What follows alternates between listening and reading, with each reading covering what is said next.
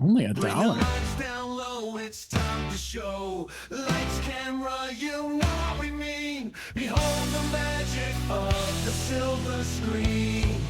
Some movies rock, some movies shock. They're powerful, alright. We cover them all on your favorite part. So many movies we can choose. Even when you win, you lose. Life moves pretty fast.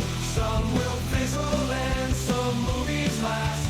I understood there would be no math. It's the 30-something movie podcast. Be excellent to each other. Peace out and word to your mother. They're from the best decades. Movie magic that never fades. Lightsabers clash, phasers set to stun. Action packed from dusk till dawn. We have deep thoughts and questions free. Come share our love of the movies we see. Life moves pretty fast. Some will fizzle and some movies last. I understood there would be no math. It's the 30-something movie podcast. Yes, it's a 30-something movie podcast. I've been away for a while. What was that? Have you not experienced the new theme song? I have not. Oh, I did not know we got an actual theme song. We have an we actual got theme an actual. song. Can I get that on my phone somehow? Yes, It's awesome. It's awesome. That was amazing. I will get It's that for you. awesome. I composed and sang and played every instrument on the whole thing. AI is a wonderful thing, isn't it? Yes, it is. Yeah, yes. Alan Iverson was my friend. No, wait a minute. That's already a name that's taken. You Yeah, talking AI. about practice? Yeah. Yeah, AI. It was AI. I mean, I did the lyrics, but AI did the rest of it. It did the hard work. That was cool. Yeah. That was unexpected. Okay. It was great. And I'm trying to remember, That's awesome. of the episodes that we've released so far, I'm like how many have there been out yet that have had the song? And it's probably not very many. I've also been listening to audiobooks. Oh, so yeah. when I listen to my audiobooks, I put the podcasts to the side because my audiobooks are checked out from the library. So I try to get those take the priority. Well, and if you want to learn something and not have your brain rot, you should listen to audiobooks. Yeah. I mean, Yeah. we're kind of like the cotton candy of the audio listening world. It's not a whole lot of nutritional value here. It's fun. There's a lot of us, but no value to it. A lot of us, but not a lot of substance. Yeah, there's a lot of fluff. There's a lot of fluff and air. Yeah. Speaking of fluff and air, I am John Reed, the host of the 30-something movie podcast, and I have with me. What are you looking at, Pat? Nothing. I am looking at nothing. Okay. We're all fine here Oh, now. we're fine here now. Yeah. Fluff and air is what he's looking at. Yeah. That's us. That's our new rock band's name, Fluff and Air. When we become wrestlers, we're going to be fluff and air. Fluff and Air. Yeah. Yeah. We'll look just like the Road Warriors, but it's just like real like fluffy, furry costumes. It's a lot of felt, is what it. Less spikes, a lot of felt. Oh boy. Oh boy. I heard the word furry, and now I'm concerned. Not that kind of furry. As you should be. Not that kind of furry. Don't worry about it. Okay. But where does the tail go? Anyway, on this episode, we've got, as usual, we have, I don't know. God almighty. As usual, we have derailed fallen in the into the first gutter. 60 seconds. Jeff, it's good to hear your voice. Hi everyone. It's good to be heard. Yeah. I was saying it's good to be seen, but that's a very limited audience. We can to see you guys. Yeah. Yeah. No, it's good to be back. I'm hoping to, now that the kids are a little bit older and on schedules and what have you, I'm hoping to find more time to watch movies and come join discussions with you guys. Yeah. Yeah. I've missed it. I've missed you guys. So let's go. Yeah, absolutely. Bo, how are you? I'm good. You and I are apparently the only losers that are still working right now in the summertime. Yeah, so. I was going to not call attention to our loserdom, but yes, it does appear that we are the only. Yeah. I mean, it's not like it's not obvious. It's true. It's very true. Yeah. To be fair, you were losers before you worked during the summer. That's true. It's true. It's very true. That's true. Patrick? What's happening, guys? You're on a boat, Patrick. I'm on a boat Might back need a on the. bigger one though. Might need a bigger boat. Mhm. This summer's the summer. We're gonna watch Jaws as a family. I'm pretty excited. That's excellent. What time should we all be over? Hey, you know what? I mean, When you I'm say telling you family, guys. do you mean us or your actual family? family. The actual. You guys are the family. Oh, okay. I've been watching. I've just been going through a Fast and the Furious marathon with my son. It's all about the family. Yeah. You know Yes, what I'm it talking is. about, Bo. I 100% that- do. How far? I'm guessing- how many are you up to? How many have I seen, or how many have Dominic and I seen with together? Dominic, how far have you gotten? We just finished Fast X. Oh wow! wow. So Yeah, you guys, we did a hammered through 'em. rewatch, but we stalled around 6. We got to get back in there. Oh, you got my favorite, my personal, and I'm guessing is the. Are we batting 500? Jeff, John, have you guys watched any of the Fast and the Furious? Oh, I have. Yeah. I have Okay, good. not. Okay. I've- Oh, I Jeffrey, have never been fast, but I have been furious. I complete the cycle and check them out. It's like if you can imagine, like any complaint about over the top or this is just or it's just fan serving all that affects other franchises. It's like in the sci-fi movie when you shoot the creature with a ray gun and it only makes it stronger. Oh, you know where I'm going with this. It's just, and John, it just makes the Fast and the Furious that much more awesome because it's like they bring all the originals back and then it becomes from like street racers and heist movies. And then it's just like action adventure movies. And then it's like, you know what we're going to do? We're bringing the originals back. Then we're going to add in all the new characters. Okay, now we're going to bring the originals back and the new characters and Gina Carano. And now we're going to have and the this new lady characters. that we killed, but no, she's not really dead. Oh, and Bo, this is a rewatch. Like you've gotten all the way up to Fast Oh. X, or you haven't? Oh no, we haven't seen X. We're up to 9 because X is the newest one, right? Or is there Yes. 11 now? Okay, then I am seeing I'm keeping my big mouth shut. But it is amazing who they bring back, why they bring, and it's like all of a sudden this guy, and if you like. If they're bad guys, then they're good guys, and then Right. it's just And they keep one upping themselves, right? It's Vin Diesel and Paul Walker, and that's amazing, Yes. right? oh, it's You're amazing. going. We're gonna add Jason Statham, We're gonna have and then Jason The Statham. Rock, and And The Rock. And then The Rock. Jason Statham and The Rock, and we're going to have them fight. And we're going to have The Rock just be The Rock. And then we're going to have The Rock coaching Little League Soccer. Right. And then getting into it's just, oh my gosh. How many times have they rebuilt that black Charger? That's my question. oh But, my God, yes, I want that car. oh my God. It is amazing. Ugh. It is amazing. And then it'll be like, we're going to have The Rock. And then it was, who did they have? Michelle Rodriguez. They got Michelle Rodriguez. and of course, Yeah. I mean, my favorite is the other one, not Michelle Rodriguez, the sister who married Paul Walker. Jordana Brewster. Yeah. Yes. Please, But please, and thank you. but then the fight choreography, I think they Oh my God, it's just amazing. When they got Ronda Rousey comes in as like Yes. a security guard just to have like a 10-minute fight scene. And then Gina, by the way, just in case you were wondering, in 3 and I think 5 randomly, you get a little Gal Gadot. yes. Just Yes. happening. Oh, they keep adding more people in. I want you to text me the instant you watch, and yes, it's spoilers, the post-credits scene. Make sure you watch all the way through in Fast X. I Noted. want you to send me a text. I don't care if it's 1 o'clock in the morning. I don't care if it's 2 o'clock in the morning. It is amazing. Okay. I'm sorry, what movie are we here to talk? I get excited Yeah, about franchises. no idea. Okay, We've I moved know. on. I'm sorry.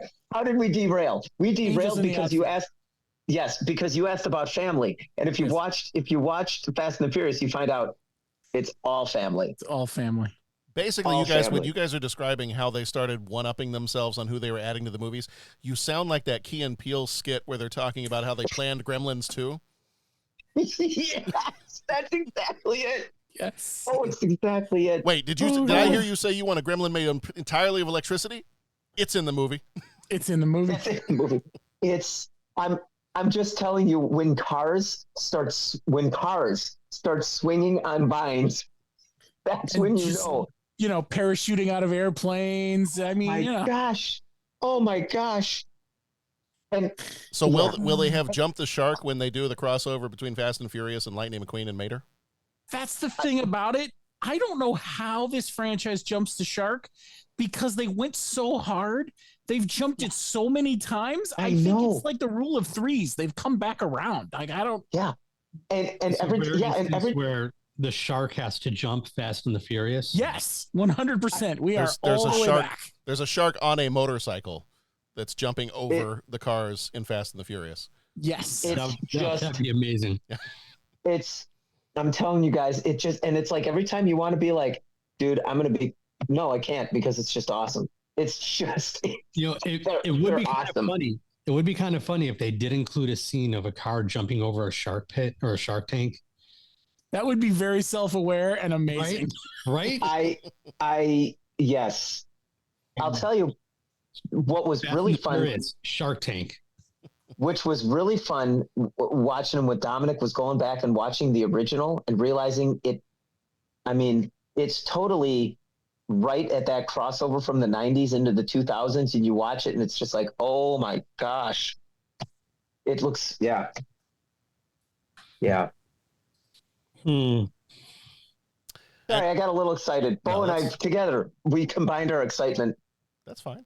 Fast and the Furious. please. Family. You're all family. Show up, Jaws. We're on the boat. We're back on the boat. All right. And then we'll watch all 10 Fast and the Furious movies. I'm good for that. And then we can stick around and watch like Jaws the Revenge and Jaws Yes. 3D. And Jeff, yes. I know before we got going, you said before we started recording that you have been watching some documentaries that you would like to share. And I know at least one of them I have also seen and love very much.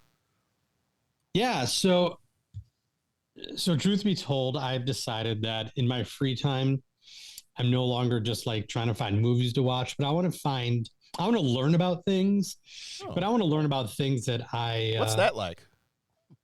It hurts. Okay. I want to know what this thing you speak of free time. Learning?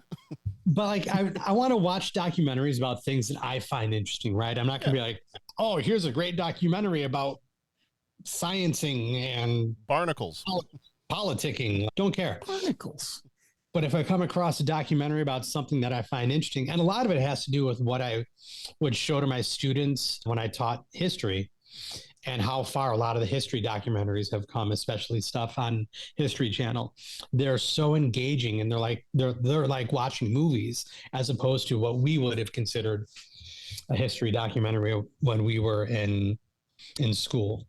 So every now and again, I'll find myself finding something interesting, right? The food that built America is awesome. The Yeah, man who it built is. America is awesome. But I've watched a couple recently that I wanted to mention to you guys and to anyone who cares enough to listen. And the first one that I want to talk about, just albeit briefly, is called The Beach Boys, and it's on Disney Plus.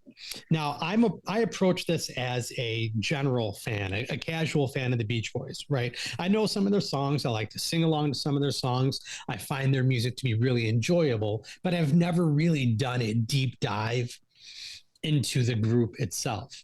And I know, is it David Wright that has that podcast that he does, Apples and Oranges? Yep. Mm-hmm. So that would be the listen to really get the history of the Beach Boys, right? He's the human encyclopedia there.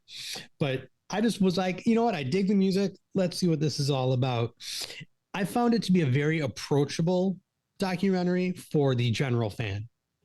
You don't need to know the secrets and the back history to really understand what's going on. They do a great job just explaining how they started, where they came from, and what led to different perspectives and different things that came up throughout. One of the things that I found interesting was learning that Brian Wilson was not as difficult to work with as I had previously believed or had been led to believe based on what I had heard. I mean, he worked on such a higher level that it must have been so frustrating for him that people didn't work at the same level he did. Not that he expected them to, but I think he grew tired of people just not getting it the way he did and hearing things the way he did right off the bat. And the whole group itself deserves a lot more credit than even I was willing to give them. And just knowing how influential they were on the Beatles. And like they would release a thing and the Beatles would listen and be like, oh, we've got to release a thing because did you hear what the Beach Boys did? And vice versa. Like, not that I would have downgraded the Beach Boys, but I don't think I ever would have had them at the same level as the Beatles. But to hear that they were listening to each other's music, that was something. That was something. So I definitely recommend the Beach Boys documentary on Disney Plus. The other one on Disney Plus that I want to mention is Jim Henson, Idea Man. Now, I've been a lifelong fan of the Muppets. Jim Henson has always been one of my heroes. I've always appreciated him for his creativity and just thinking outside the box. But this documentary really dove into the psyche and motivation of Henson, and it's explained through his friends and his family. Right, and he died a number of years back.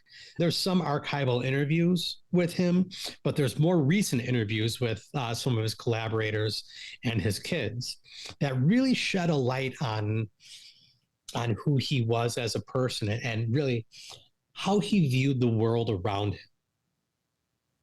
And it's interesting because I compared him to Brian Wilson. And these are two gentlemen that looked at the world around them and just saw something different than the rest of us. And that was there all the time. That was there every day. That's what they always experienced, just a higher level of experiencing the world around them. And what can I do with what I'm seeing in the world? So the Jim Henson one was fantastic. So that one was also on Disney Plus.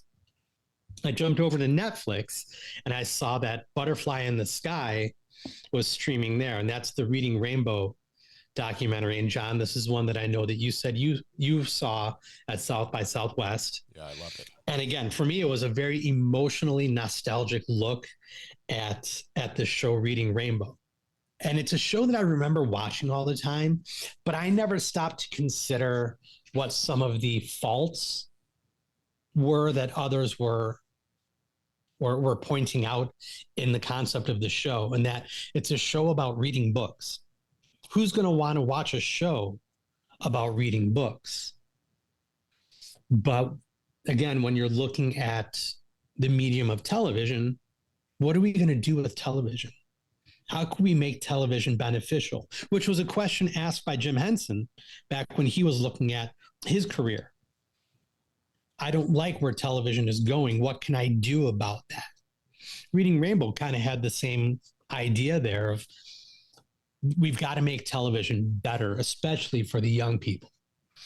We have to give them options in which they are given positive messages, positive information, and it needs to be on PBS so they're not inundated with advertisements. I thought that was a very interesting thing. And the fact that LeVar Burton argued in front of Congress for the need for PBS, much like Mr. Rogers had done in the past, there's a need for PBS, and the government cannot stop its funding of it as a way to save money. It'd be too damaging. But I thought the Reading Rainbow documentary, again, it's called Butterfly in the Sky. It's on Netflix. Great interviews with LeVar Burton, great interviews with the production team, great interviews with the kids that were on there that did the book recommendations when they were children, and just what the show meant to them, and what being on the show meant, and what the hope of, using LeVar Burton's fame as a way to continue to propel the show. The whole Star Trek thing I thought was really a really interesting way to bring in more concepts to introduce things to kids, right? Here's LeVar Burton now on Star Trek. Why not use that as a way to say, this is how shows are done. You may recognize me from standing here on this set, but if we turn the camera this way, this is what the rest of it looks like. And just using his experience as a way to really continue to guide children. The final documentary I want to mention, I found on Amazon. It's called Who Done It? The Clue documentary. And this was a lot more of a fan-based documentary, like Back in Time or The Psycho Legacy or The Shark is Still Working, right? These are fan-led documentaries, fan-made documentaries about movies that were impactful and great and awesome. So this one circles around the movie Clue. And there's great interviews in it. There's a lot of interviews with the director, Jonathan Lynn. One of the issues I had with that, though, is that he is very British. And what I mean by that is he's very even keel. So you're not sure when he's saying something to be funny or if you're saying something that you should feel sad about the thing that he said. So it was kind of difficult to follow along with what his experience on the film was, because there are times when he would say something like, so did he enjoy that part of it? Did he not? But they interview Leslie Ann Warren, they interview Michael McKean, they show archival interviews, Tim Curry, Christopher Lloyd, they interview the motorist. So I mean, that aspect of it was fun. I thought it ran a little too long. Like it was over an hour and a half, I believe, and that was just a little bit too long. I think more editing could have been done in there just to tighten it up and structure it a little bit more. But so that one's out there as well. Wouldn't be my out of the 4 I listed, wouldn't be my go-to documentary to go check out. But if you've got an hour 45 to kill and you really like the movie Clue, you might find it interesting. So nice. That's all I got. Let's talk about The Acolyte. Oh. No transition. There you go. Yeah, take it from we don't have to. We can talk about whatever we're here to talk about. We can't. We got Angels in the Outfield, but we can. Here, 5 minutes. Acolyte, go. Who's going first? I've only seen the first episode, so I'm probably not the right guy. Okay, I'm only 2 episodes in. Third one came out today, I think. Oh, did it? Sounds right. I think. Let me. I am. Go ahead. I was just going to say, I think, at least from our text messages going back and forth, Jeff, I think you and Pat were very, very excited about at least the first episode, if not the first 2 episodes. So I don't want to be the last person to speak. I'll just say I'm still cautiously enjoying it. It's not, and I'm usually the last person to say, man, that's starting a little slow. There are things about it that I think are starting a little slow, even for me. And it's, I don't know, there's something about it. I don't want to say that it's not good. I just want to say that it's not how I would have hoped the Jedi 100 years before Phantom Menace would be portrayed and the kind of stuff we would get in the show. So that's more of a me thing of what in my brain, here's what I've pictured maybe this time period look like. And I haven't read any of the High Republic stuff, so I might be at a disadvantage there too. But I came into it like really, really excited, really wanting to enjoy it, especially, and I don't want to spoil too much, but especially knowing who's in the show. And then I ended up kind of in the first couple episodes being a little lukewarm on it. So that's kind of where I'm at now. I'm looking forward to what's coming up, and I'm looking forward to the rest of the series. But as of right now, I'm not as excited as I wanted to be. Okay. What did you think of the first episode? I really liked it. I thought it gave a different perspective than we've seen. You know, it unfortunately for me, the reveal I felt like was kind of predictable. I guess that maybe that was the start of the second episode that I haven't finished yet, where you actually get the reveal. But I feel like by the end of that first episode, I'd figured out what the little, I don't want to spoil it for anybody, but the little reveal about the possible murderer, you know, so that was a little too predictable in my mind. But other than that, I liked it so far. You know, I sort of go with Pat on this one, more Star Wars, more better. So I think I'm going to enjoy it. Patrick, what are your thoughts? I'm enjoying it. It's family show night whenever that comes out. It's been Bad Batch Friday around this house for many, many years, and then so we're super excited for The Acolyte, and yeah, I think the show is pretty cool. I got to choose my words carefully, Bo, because I don't want to do the spoiler thing, but I like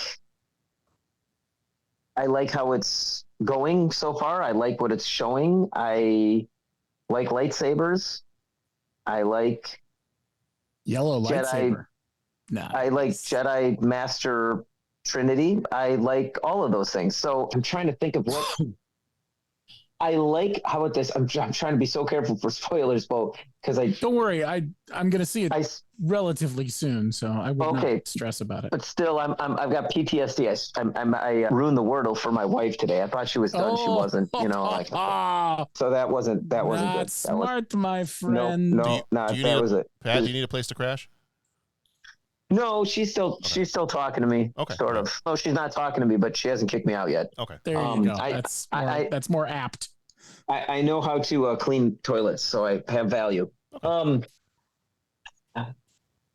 Oh, and I just dropped the phone. Like, it's just all coming to pieces here. No, I like all those things. I like, how about this? I like the way the assassin goes about their business. Mm. I'm trying to, I don't think that spoils anything. You're fine. I just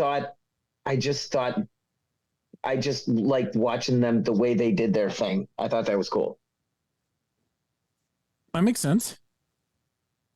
I very much enjoy the style of this series, and apologies if I mispronounce this word, but isn't it like the style of martial arts that they're focusing on? Isn't like, is it wuxia? I don't know. To be honest, I didn't even look at the style of martial arts used in there.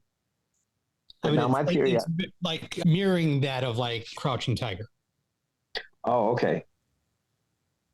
It's like a genre of martial arts. So I really dig on that, and them using that in a way to help kind of flesh out some of the history, right? Because we know that when George Lucas created this concept of the Jedi, he had samurai warriors in mind. And what's interesting is that once the villain is revealed, I don't want to spoil anything. Once the villain is revealed, you see the use of more ninjutsu type fighting as opposed to that of the samurai. So you're seeing the two sides of martial arts fighting. So I thought that was a really interesting way to kind of bring that out, including the weaponry used, the weaponry of the villain. My good buddy Tony Rikicki, he and I were chatting about this, and he's one that pointed out the difference between the ninjutsu fighting and the samurai methodology of the Jedi. But he also brought up the kunai knives that are utilized in the show, and the deep history of that weaponry out of China, I think, or out of Japan. The kunai knives come out of Japan. So I really like how the show creators are leaning into that culture to build a lot of the show, right? Because you get the Western with The Mandalorian, you get the mafia type movie out of Book of Boba Fett. So now they're leaning more into this, like I said, this wuxia genre of storytelling, which the martial art style of storytelling. So I'm excited to see where it goes. I feel like the writing is a little bit basic. That's one of the things I'll bump on, is the writing isn't all that incredible.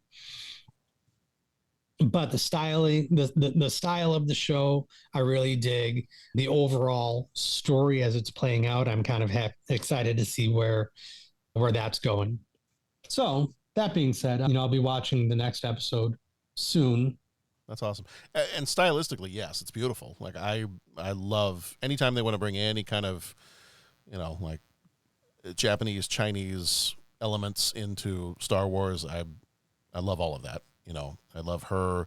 I love her costume. The assassin's costume is kind of reminiscent of like the bamboo armor that you would see, and it just I love all those aesthetic elements to it. So anytime they want to bring that in, and like you said, the martial arts piece of it, because they're blending all kinds of different styles, and it looks very much like the Matrix style of fighting in a lot of the fight scenes that we get. But yeah. There's a really great fight scene in episode 2. Yeah.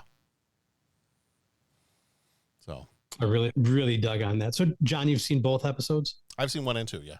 Okay. Yeah. So Bo, you're the only one that hasn't yet finished 2. It seems that way, yes. Okay. Because I was trying to be very careful not to mention any don't worry. I'm going to see it soon any enough. It won't be that big a deal. Any characters by name or anything that would reveal too much. But it was crazy when Yoda died. What did you guys think about that scene? Yeah, I mean, it just brought me to tears. Yeah. It was really weird. And that Jar Jar was the one holding his hand when he died. Right. I mean, I love that fight scene where he did the Legend of Drunken Jedi Master thing, but no, that was cool. I thought that was kind of fun. I mean, never thought we'd see Yoda drink. I mean, I thought those were just soup bowls, but apparently he puts alcohol in there too. I thought it was really interesting when Spock and Han Solo sat down and have a drink together. Yeah. And oddly enough, when Yoda gets drunk, he actually speaks the right way. Yeah, who knew? That was kind of crazy. Yeah. All right. So, Pat just got up. I think we've offended him. I think Pat's I was wondering. I wasn't sure whether you guys were riffing on or just trying to see if I was still awake. I'm not sure where you were going with all that. That test will come later. Oh yeah. Yeah. Let me get you Tammy's cell number so you can just text her and tell her to come down and. I think I might still have that from earlier. I think you shared it with me. Yeah. Okay. Good. All right. So this is the first episode of the month. We are doing Angels in the Outfield, and this is the first one of the month. So we are going to hop in the DeLorean, head back to July of 1994, and we'll find out what was going on. When this baby hits 88 miles per hour, you're gonna see some serious.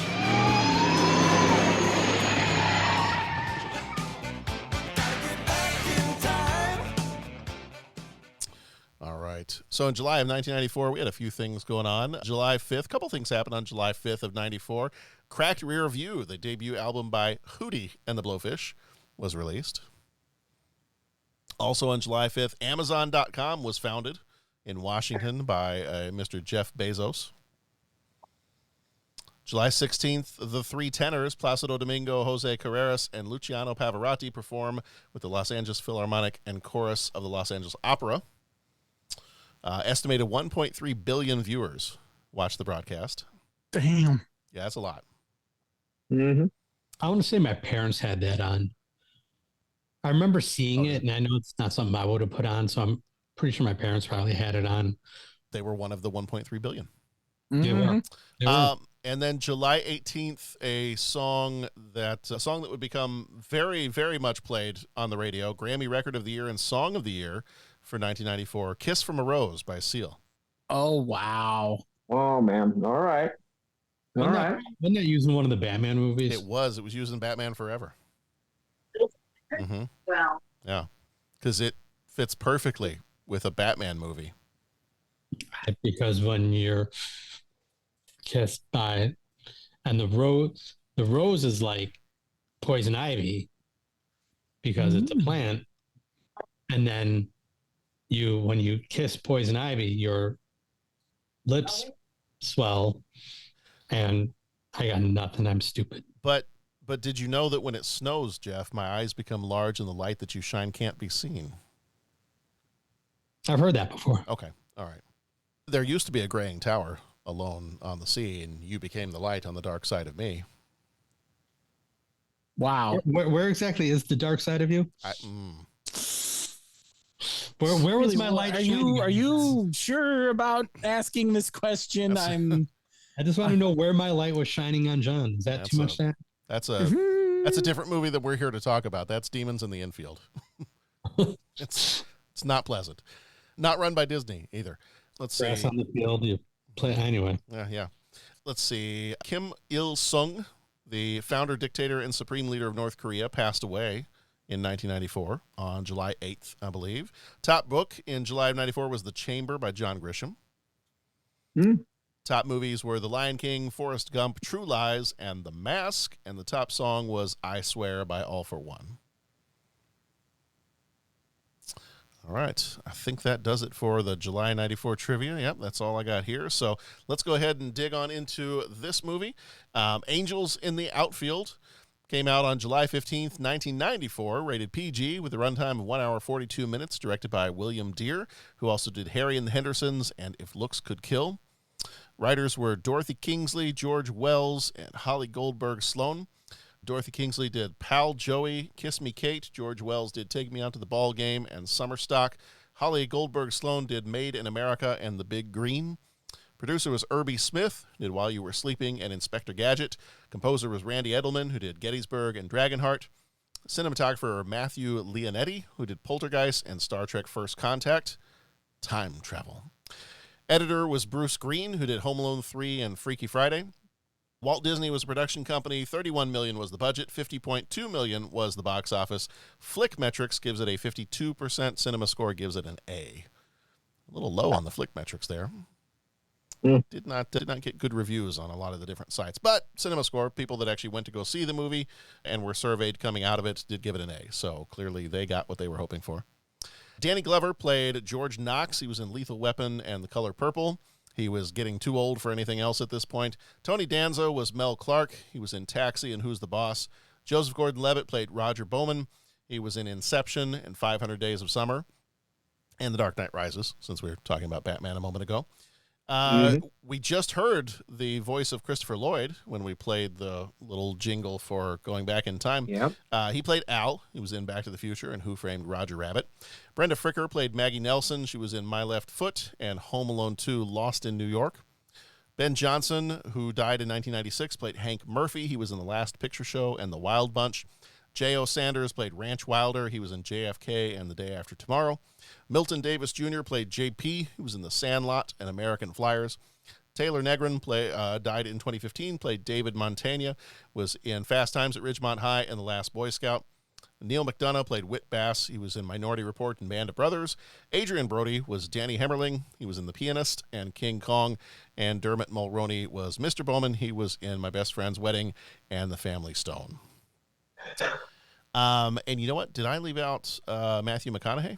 I did leave out Matthew McConaughey. I think you did. I don't remember his character. All right. He was he in all right field, or was he center field? Center field. Center field. Okay. All right. I'm pretty sure. Okay. All right. Sounds right anyway. It would have been appropriate for him to be in right, but you know. It would. Yeah.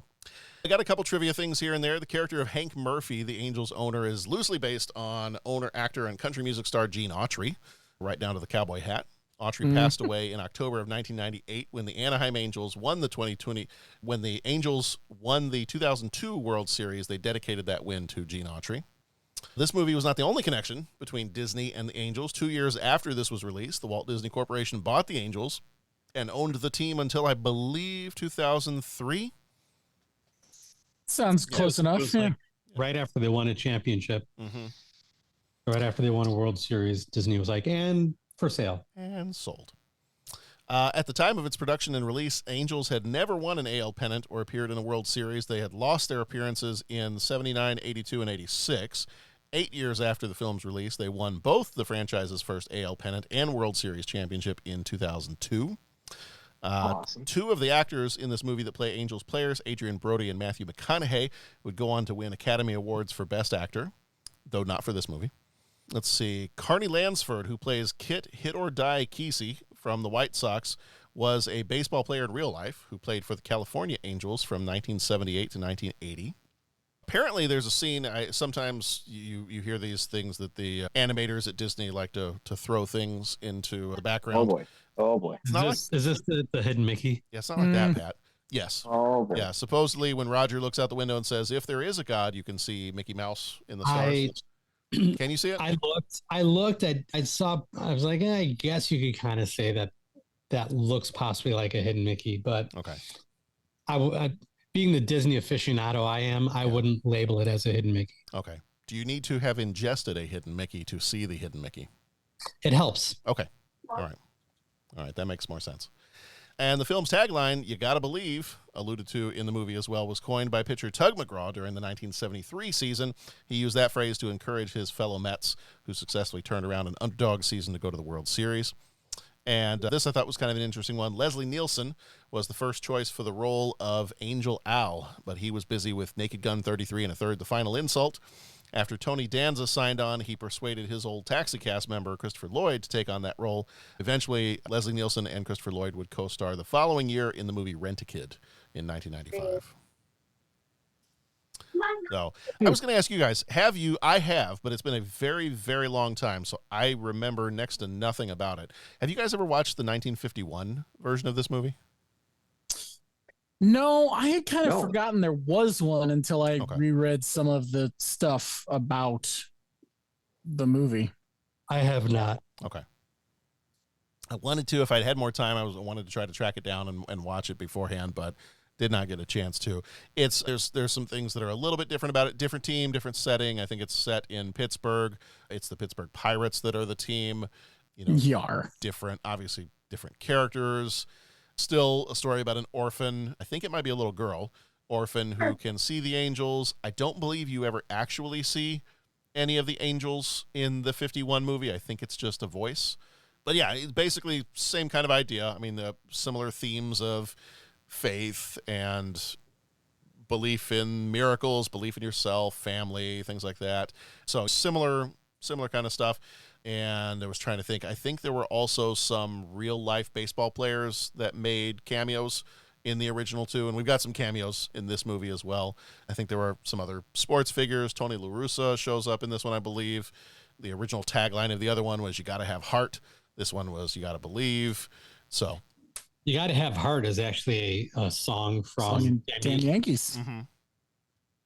I sang that song in high school when I was in the show. did you? Mm-hmm. You gotta have heart. There's a video of it somewhere, but Oh, I don't have it. I don't All right. think.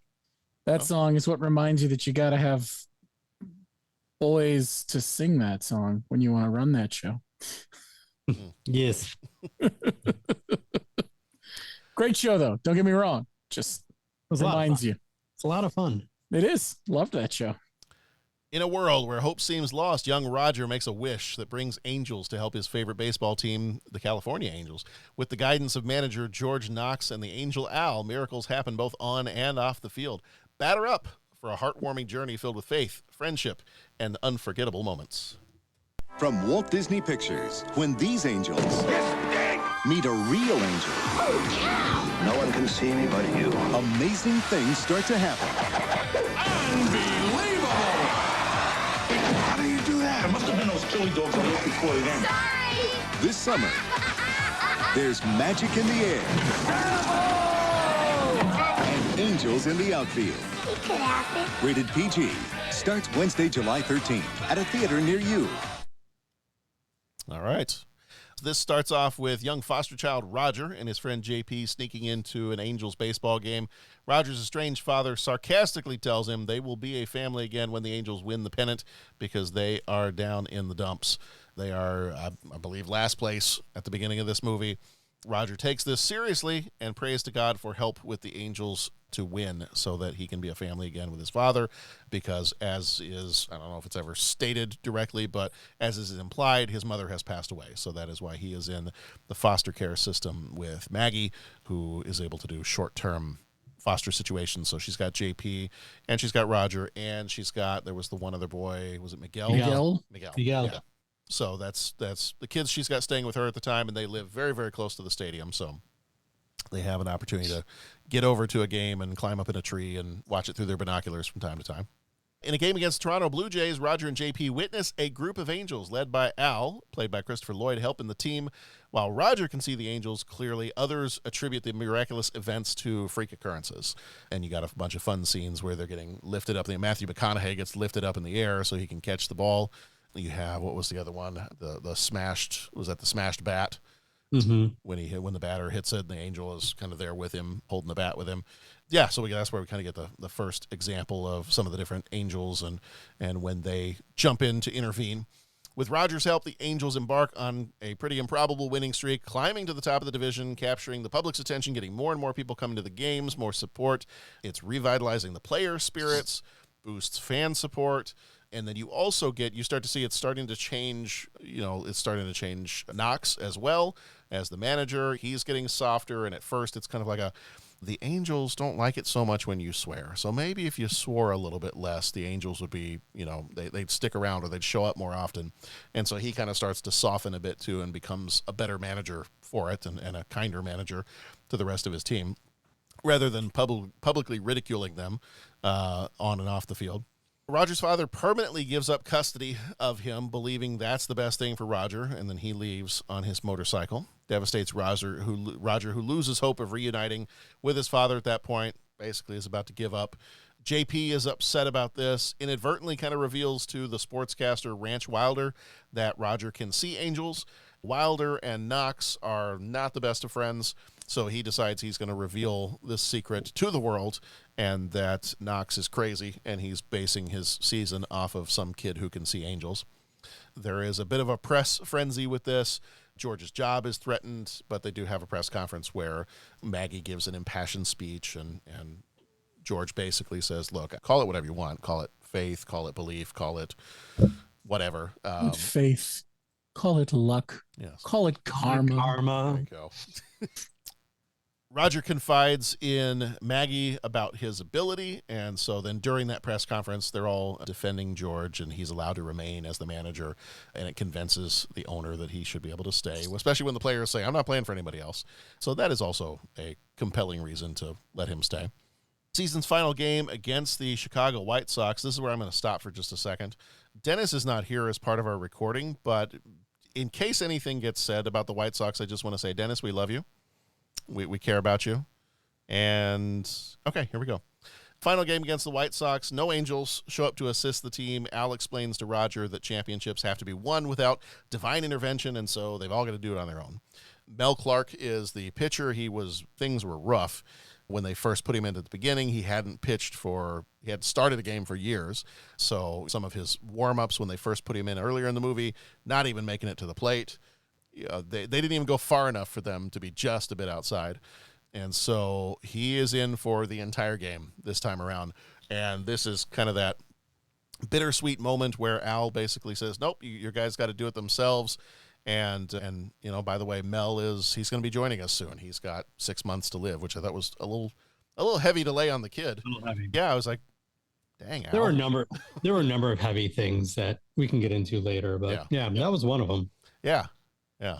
So no divine intervention in this game, but even though Mel is struggling in the ninth inning, he is encouraged by George, his teammates, the fans. George comes out and basically they kind of set up this deception where Roger is going to give his signal of the flapping angel wings, and the rest of the team, the entire stadium joins in. And that was typically the signal of, I see an angel is here to help. And so Mel is convinced that, and George tells him, yeah, you've got an angel here. So just one more strike. We need one more strike. We need this out.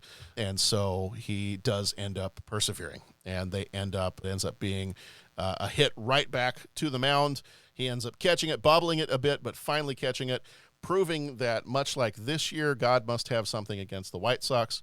They end up winning the game, and everybody is cheering and celebrating, and they have clinched the division title and the pennant. Moved by the team's spirit and Roger's faith, George then decides to both adopt Roger and JP, fulfilling that wish for a family. So it didn't quite work out the way he thought it was going to work out, but in the end, he does get a family. And JP at the end of the movie does see Al and kind of just comments, I knew it could happen. And then Al flies off, and the final image we get is him just letting us know that we're always watching, meaning there could be sequels. So...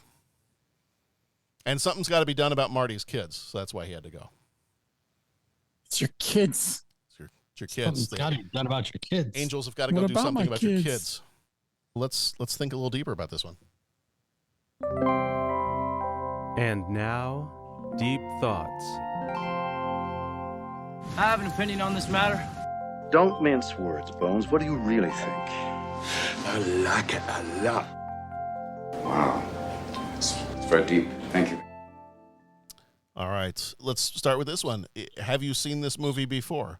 This one, I've seen it multiple times, but it had been a long time since I've seen this movie. I saw it several times, I think, right after it came out, and I probably haven't seen it since the mid-90s. It had been a while since I've seen this one.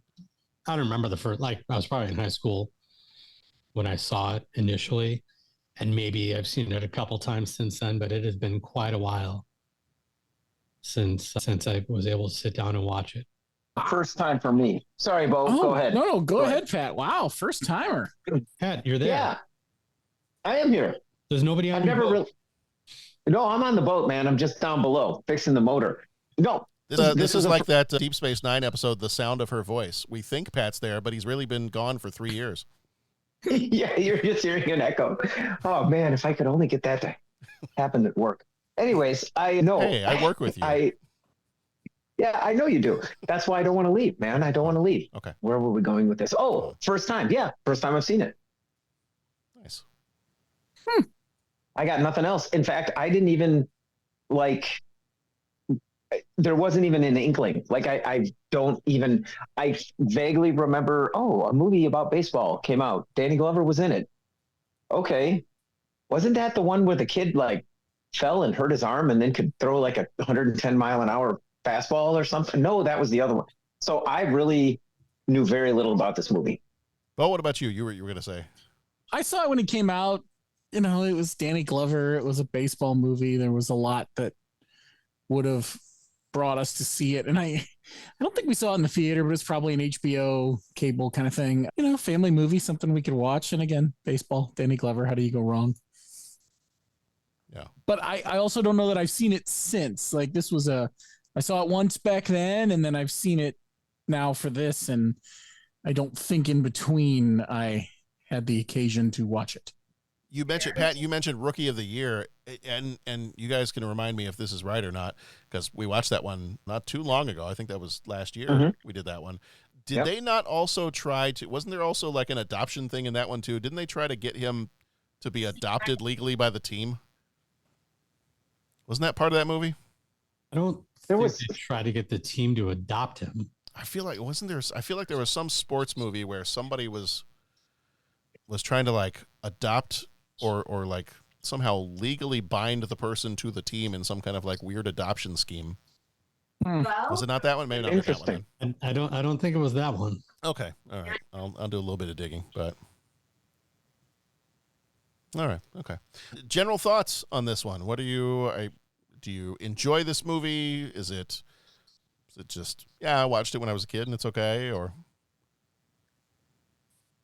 I remember liking it more as a kid. I don't know. There was something about watching it this time that I wasn't as entertained by it as I remember having been other times when I had watched it. Mm-hmm. And I don't know why. I don't think it's the premise. I don't think it's the ridiculousness of what's going on, because I enjoy Rookie of the Year.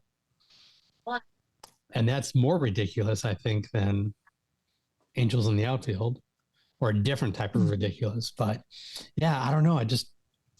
The movie ended and I was like, yeah, okay. And I think maybe there were, for me, too many things going on. You have Roger that wants the Angels to win the pennant because he's under the belief that this will mean he's going to be reunited with his family. So that's the premise there. But you also then get the stuff between the announcer and the manager. And I don't really, there was no payoff for all the mention of that and the alluding to, well, he spiked me and he shouldn't have done that, and he ended my career and he shouldn't have done that. Like, I don't understand why that had to be part of the movie. What that animosity, because he never forgave him. Knox never forgave the announcer for doing what he did. So if you want to show growth on Knox's part, other than the way that he treated his team and kids, I feel like that could have shown a lot of growth, where he sits down and he's like, look, I'm ready to move on. I've wasted enough time being mad at you about this. So I'm going to be professional. I like this game. I want to be a part of it for a long time. I'm not going to let my hold up with you. And then the announcer gets fired at the end for speaking negatively about the team, which, even though the announcer was kind of a jerk, didn't quite do anything wrong, because the comment that gets him fired is when Knox goes out to remove Clark from the game and decides to keep him in, he says, this is not good baseball, or this is bad baseball. And he's right. Like at that moment, that's bad baseball. Right. Now, if you wanted to say that some of the animosity between Knox and this guy was the fact that this guy was a loudmouth and spoke out of turn all the time, said horrible things all the time, misspoke a lot of the time, and it's his mouth that always got him in trouble, to the point where then his mouth gets him fired. That I could buy. Maybe he says something to Knox or about Knox that causes Knox to have a personal issue with him. That I could buy. But that animosity between the two of them, I just thought was kind of distracting in the movie. I feel like the movie tiptoes around the foster system without really getting into what is life like for kids in the foster system. You know, why is this hope of the Angels winning the pennant going to be really that important to Roger? You know, you get a little bit of history about JP, but again, not a lot there to work with. And then the fact that Clark is going to die in 6 months. Like that just felt like a left turn out of nowhere. Again, with no payoff. Right. Like what's the point? You know, if you're not going to talk about that, you're not going to talk about the fact that here's a guy that I don't know. Didn't take care of himself and was going to pay a consequence. But is that what this movie's about? And we don't know he didn't take care of himself until he just mentions, oh yeah, he smoked for years. Always a bad choice. Right. Like we see him smoking all the time, and you know, he does have a coughing fit at one point. But, you know, is there enough there to say like, no, I mean, again, if we had more of Clark's history and people telling him don't smoke, you got to quit smoking. Right. You could be a better athlete. You could be a better person overall. You would feel better. You could do more if you would just quit smoking, but we don't get any of that. Right.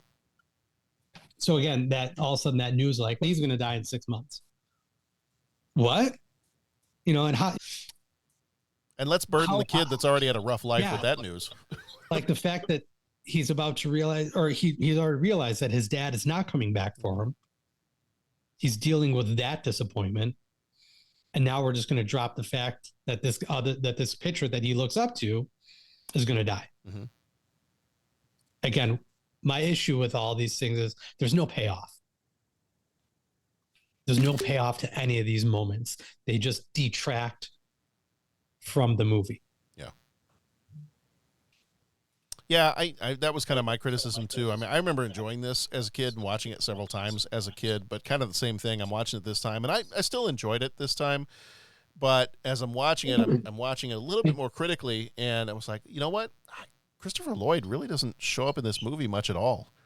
Like for it to be Angels in the outfield, we're really not seeing him very much, and that's okay. But I was like, I would have loved to see more of him and have him maybe interact a little bit more and have a few more moments with Roger. And I guess one of my other main things was I really felt like I wanted to get more development out of the baseball team characters too. Like it almost seemed like a very quick, just abrupt transition from you guys stink, you guys are terrible to George Knox kind of. There's moments where he's starting to soften, but it just, like you were saying, it just came really fast. Like it was I'm a much nicer guy now and we're playing better, so things are good. And it felt like we got the payoff of that with no work involved. And even then, the payoff was not great. It just felt very superficial. So I think I would have wanted more. I would have wanted to see more of that. The other thing too, as I'm watching this, and maybe because I was probably a little distracted in watching this and not watching it all in one sitting, so I might be remembering this wrong. I don't feel like there's a ton of interaction between Roger and the rest of the players on the team.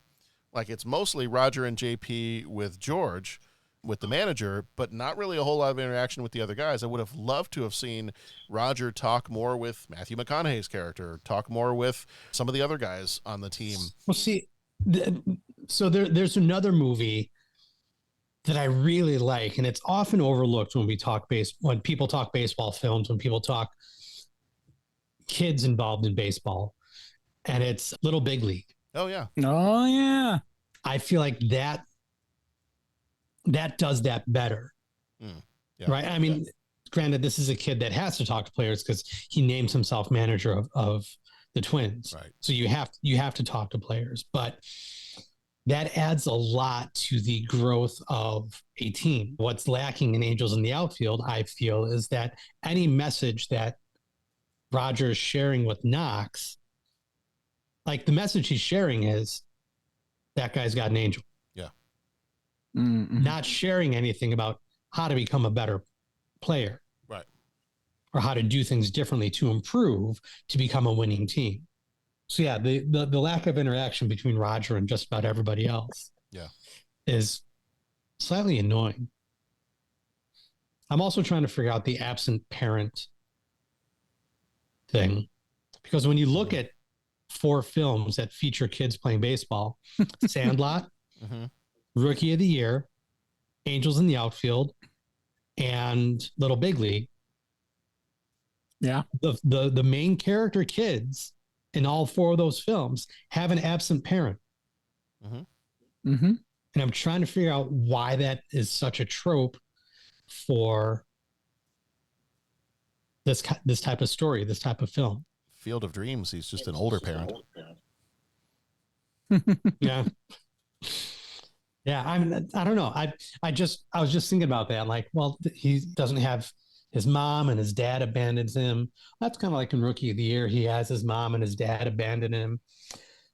Well, in Sandlot, Smalls has his mom and his stepdad who leaves to go on a business trip for a while. And then it's dads in baseball. In Little Big League, you have the mom and the dad who's gone. The dad who I believe that in that case, the dad had died. I think it's been a while since I've seen that one, but I think the kid's dad had died in that one. But yeah, just the absent parent thing in kids' baseball movies. Yeah. Not quite sure why that has to be such a heavy trope. It's pretty consistent too. Yeah. After you listed all those. You can only play good baseball. You have no parents. It's like it's like superheroes. Yeah. Like you can't be a superhero unless your parents are gone. So it's funny because I thought, oh my God, I'm gonna say some things about a baseball movie and I'm gonna get in a lot of trouble. But honestly, everything you guys are saying was exactly what I had on my list to talk about. But here's what I will say. I think really great cast. I love all the people that they had in there. It was fun seeing the Matthew McConaughey as a younger person. Gordon-Levitt. What is it, Joseph? Yeah. Gordon-Levitt as a younger person. There was the one guy that Adrian Brody's in there. Adrian Brody. And then who was the guy that he tried to pitch, but he was always going cross-eyed. He was kind of like the comic relief, the dope guy. He was in Band of Brothers. He was in a couple of seasons of Arrow, or no, not Arrow, maybe Arrow. I don't know. Yeah, but he was. The guy, wasn't he Damien Dark? Yes. Yeah. So that guy was in there.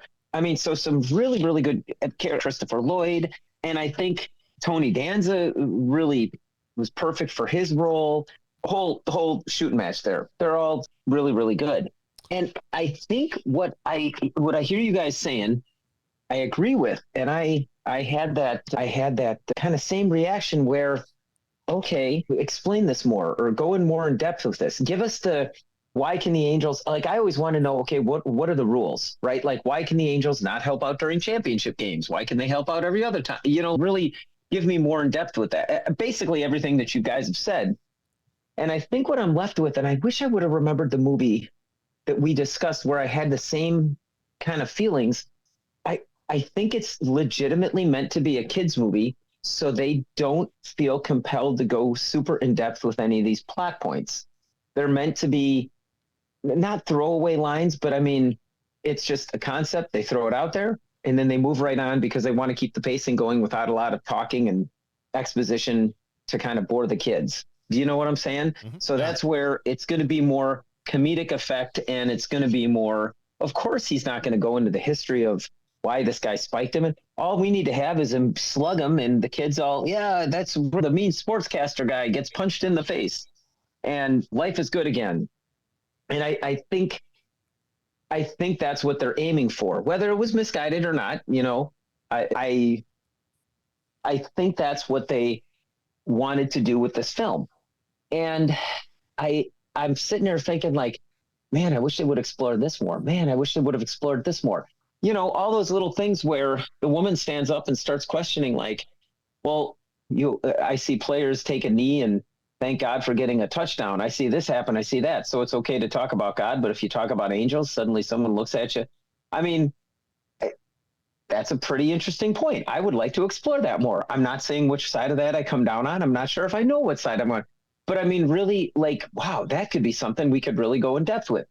Danny Glover, when he answered that question, I thought that was some great writing, like the way he did that. He's like, look, whatever you want to call it, this is where it's at. I think that presented some interesting points. The problem is that's all it was it was like the fortune cookie thing, right? All you get is the initial line. You don't get a chance to interrogate that too much, because I don't think that was within the purview of the movie. So hearing all of you guys talk, yeah, I had exactly the same, like, down to the line. I think I agree with everything that you guys have said, but I just think it was meant to be a kids movie, and so they're going to zoom through things real quick to get to the funny stuff or the big dramatic play at the end and so forth.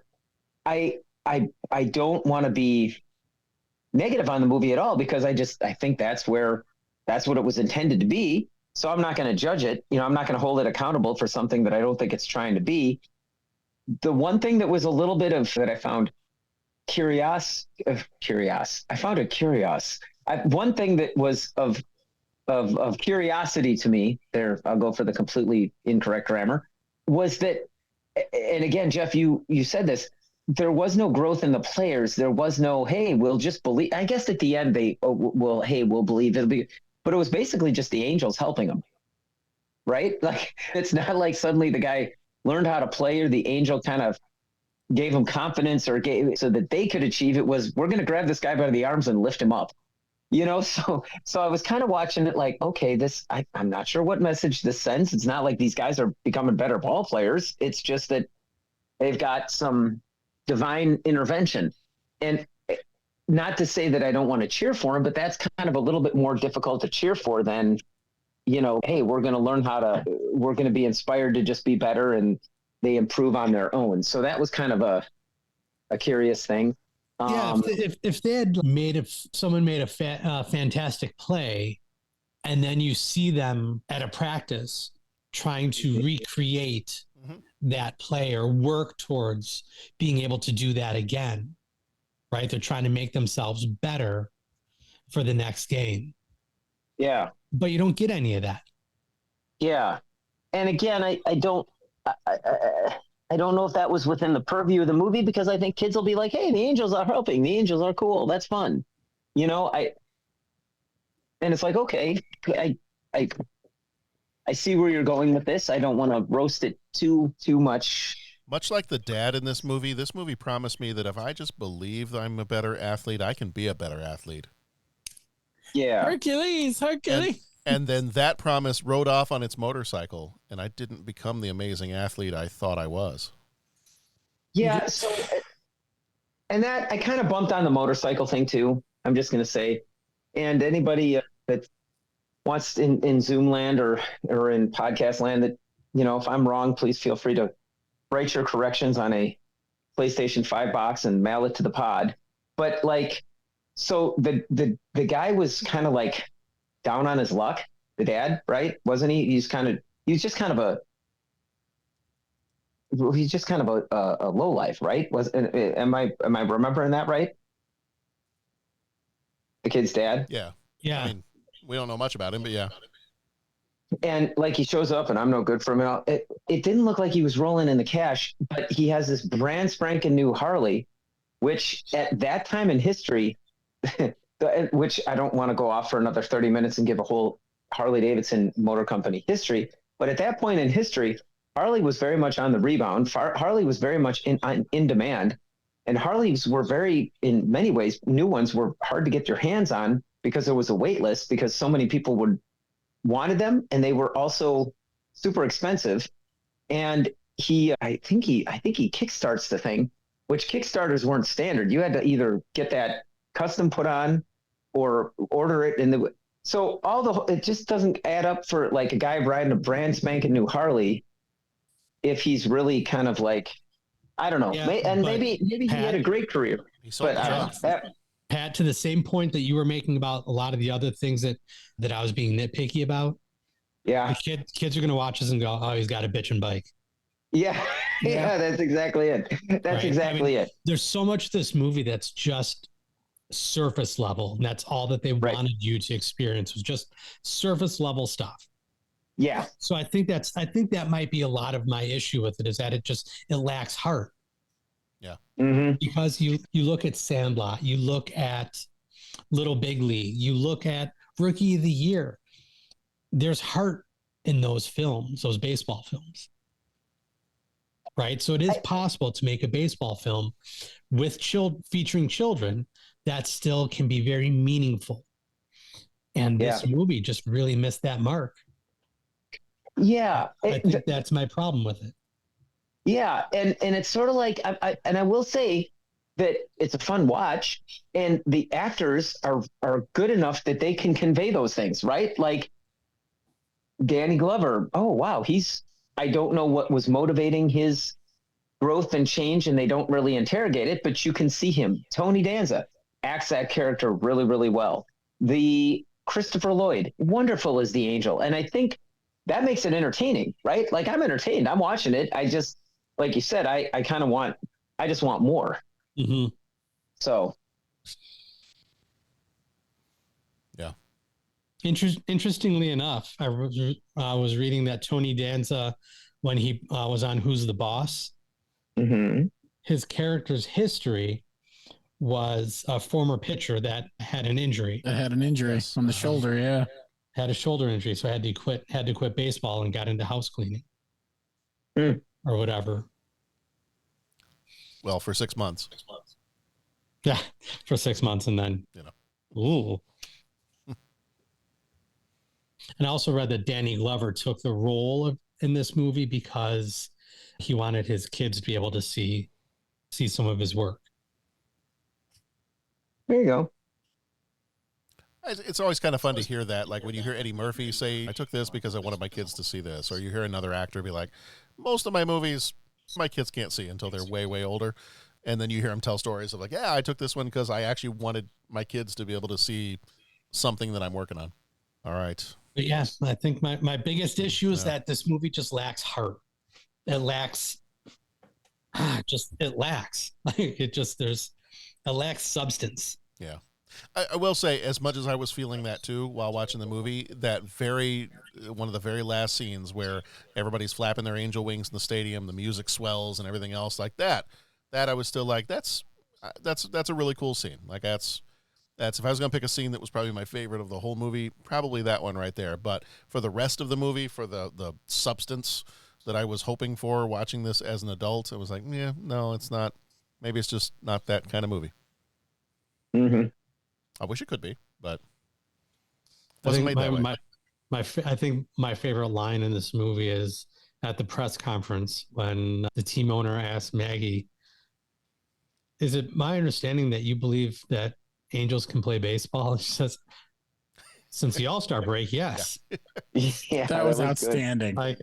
That's my favorite line in the movie. Yeah. Or am I to believe that you think Angels can play baseball since the All-Star break? Yes. Yeah. I'm also going to add this story. In Chicago, every summer is the Air and Water Show. And oftentimes there's rehearsals for the Air and Water Show. And part of the display is the Blue Angels. On more than one occasion, I've been at the historic, beautiful Wrigley Field, either during one of the practices or during one of the performances of the Air and Water Show, and you'll see the Blue Angels over the scoreboard in center field. So I always have to announce, look, there's Angels in the outfield. Ah, And it's usually met with some brief applause and appreciation from other baseball fans sitting around me. there it is. There's not related to baseball, but seeing the Blue Angels and the planes fly by. We were many years ago. My wife's family had some family friends that lived in that Lake Point Tower, which I think is that building right on the end of Navy Pier. Yes, and they lived high and up. We were visiting, and we were having lunch with them, and it was during the Air and Water Show, and you could actually, I think we actually looked down on some planes flying by. Probably from up there. Yeah, that is an outstanding angle. That was a fun place to watch some of that from. The story of Lake Point Tower, by the way, is crazy. Mm-hmm. Like how it actually shouldn't exist. Oh, I don't know that I know that story. Long story short, it's all about Chicago and the open lakefront and how they're not supposed to build past a certain point. Typical Chicago, there was money changing hands and a little bit of say no more, nudge, nudge, wink, wink, look the other way. And this building gets built where it's not supposed to be. There should never have been a building that far east. Because there's nothing else around. Bingo. Yeah. Yeah. But Lake Point Tower exists. And believe me, I paraphrased much of what I just said. Like there's a lot more to it, but the short version is Chicago. Yeah. Didn't they build more shoreline? Mm-hmm. So it wasn't as close to the water as. Yeah, that was part of it. But really, I think if you look at the plans, that shoreline was always coming. But yes, it wasn't there at the time. Like that was there. Yeah. But if you think about it, it's right by Navy Pier, and Navy Pier's been there forever. So it's not totally. Speaking of documentaries, if you ever get a chance, check out Jeffrey Bear. All of them. You're usually on PBS. Your background fuzzing is making that hard to see, but yes. Let me unblur my background. And he's got a couple of new ones. Have you seen the beautiful Chicago ones? No, but this guy, Jeffrey Bear. Oh, he's amazing. This is the full collection, Once Upon a Time full collection, not minus the new ones, but yeah, he gets into a lot of that history of so this building here and this road here goes this way because all of a sudden this building appeared and this road had to go somewhere. So yeah, and you see that building that angle's funny. Yeah, that's because the trains run there. Yeah, like anytime you can catch Jeffrey Bear on PBS doing one of his explanations and tours of Chicago, it is good stuff. 100%. Cool. Nice. Very cool. I'm looking it up on Amazon. It's is that right? Is it a 16 DVD collection? The new one is, yeah. Okay. The one that I have, I actually got from my in-laws. My mother-in-law had it. She got it from doing like PBS Channel 11 donation. Sure. Yeah. And I was talking about the Jeffrey Bear specials at one point. She's like, "Oh, hold on."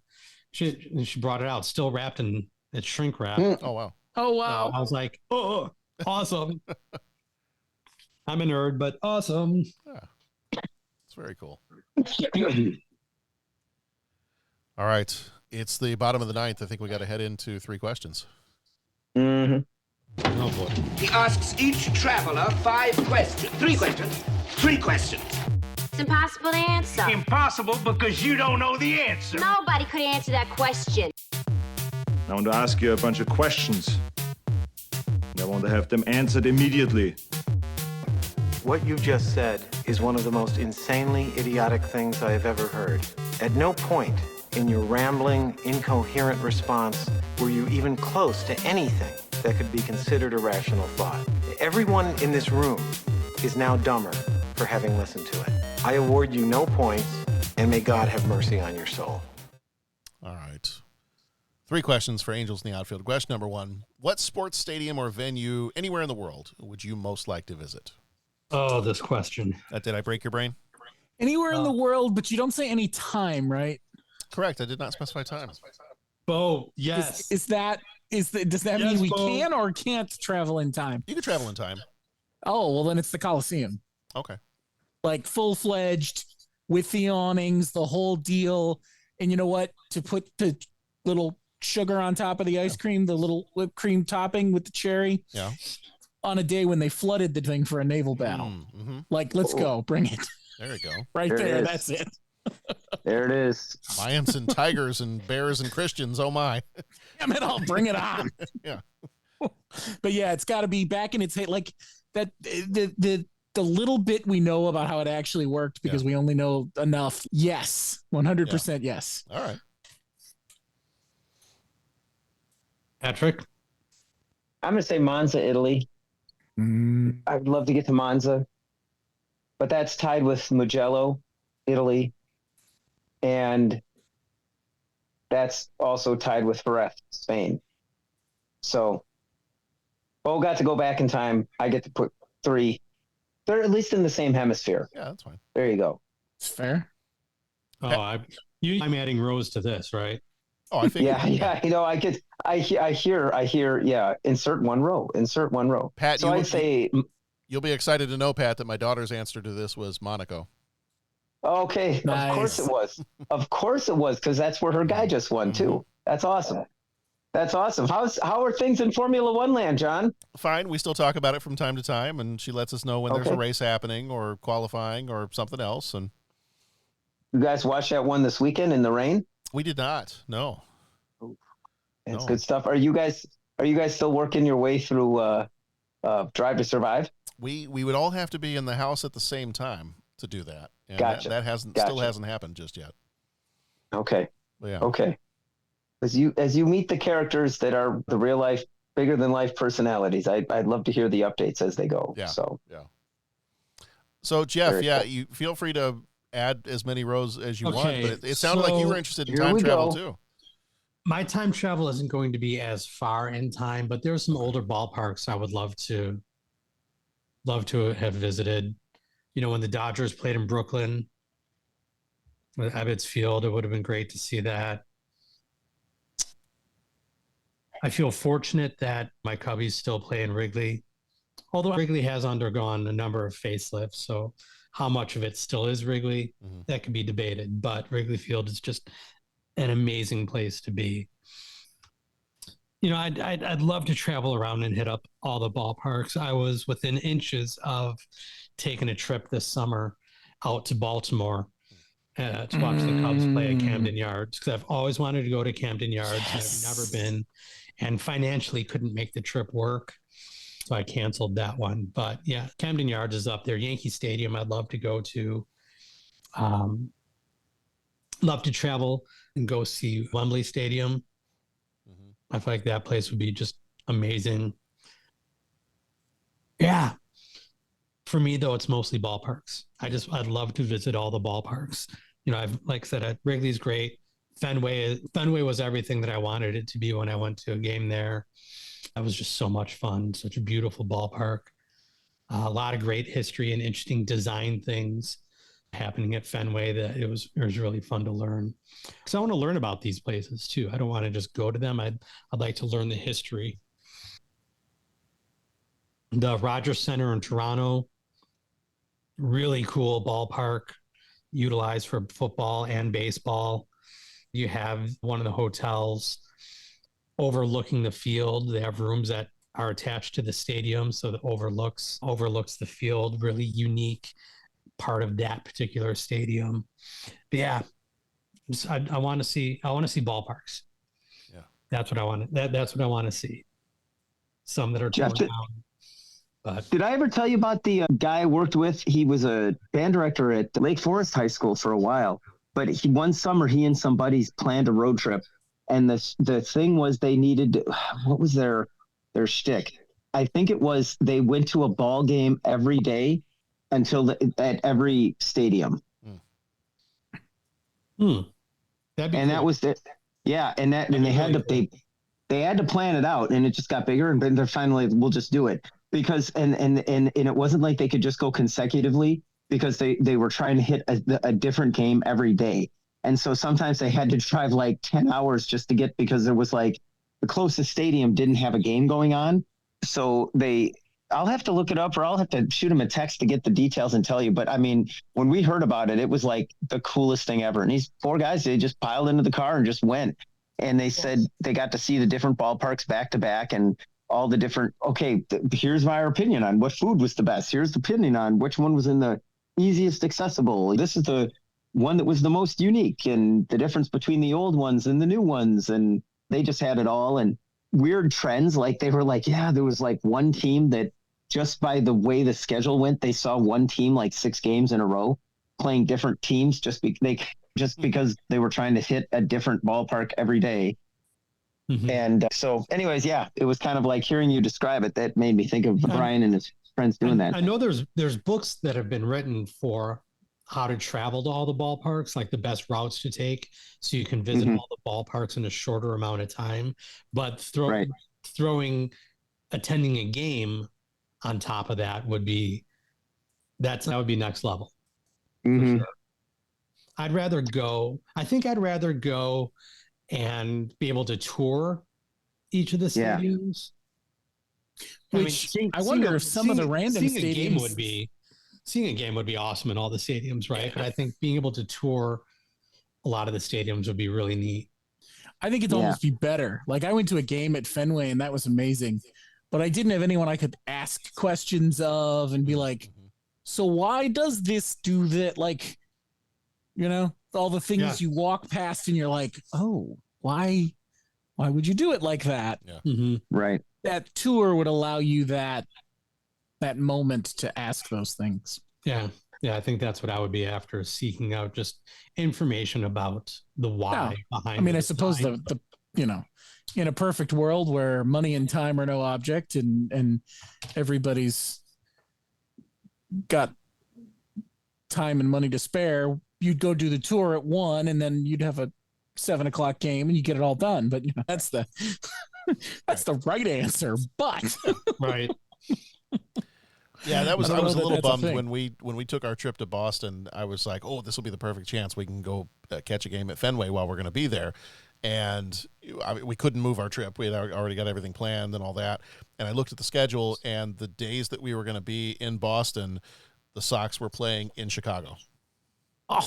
So I was like, well, okay. Of course. Why That's just rude. I know. So stadium, if I'm picking stadiums, Yankee Stadium, I think that's what my son picked too, he said, although Yankee Stadium, like back in the day, like back in the 40s, the house, 50s. the actual house that Ruth's built. Yes. Yeah. Yes. Yeah. Fenway, I would love to see a game at Fenway. Bo, if I was going to jump back, this was not my pick. If I was going to jump back in time, you've already taken the Coliseum. I'm going to take Circus Maximus to see the chariot races. Oh, there it is. Done. I could definitely do that. I am going to pick, my pick for this one is I'm going to go to a spot I would absolutely love to go see because I would love to see a game there. One of my favorite teams in all of rugby. I would love to go see the All Blacks play in Eden Park in Auckland, New Zealand. There you go. I want to see the hometown crowd in a New Zealand All Blacks game. Oh yeah. Oh. Question number 2, what is the most amazing / memorable play you've ever seen in a baseball game? This could be in person, televised, or on the radio. Jeff, I feel like I broke your brain with this one too. Jeez. God bless it, John. Do you want me to just give my answer? Because it was pretty quick and easy. Go for it. 10th inning, Game 7 of the World Series in 2016. Routine ground ball to third. Chris Bryant, Anthony Rizzo for the final out. Chris Bryant slipping as he throws the ball. He throws it, yes. And the ball starts to sail upward. Yes. Towards first base. Yeah, towards first base. Yeah, that's a good moment. Yeah, nothing real acrobatic about this play. Not a crazy play, anything like that. But I'm going to say that's the most amazing and memorable play that I've ever witnessed. Amazing and memorable. It's interesting the way you or amazing / memorable. That. One of the things that popped to mind for me was being at the game when Sammy Sosa used the cork bat. Mm-hmm. Oh, you were actually at the game. Yeah. Yeah. That's nuts. June 3rd of 2001? Maybe 2001, somewhere around there. Yeah. But yeah, being at that game. In more recent history, being at the game in 2016 when Lester was pitching, Ross was catching. It was in September, so it was last series of the regular season against the Cardinals, and Madden pulled David Ross from the game, so Ross could kind of have a goodbye moment at Wrigley. That was a very special moment to be able to be in the crowd for, be a part of that. That was also the game where I met Lee Smith, which was also absolutely amazing.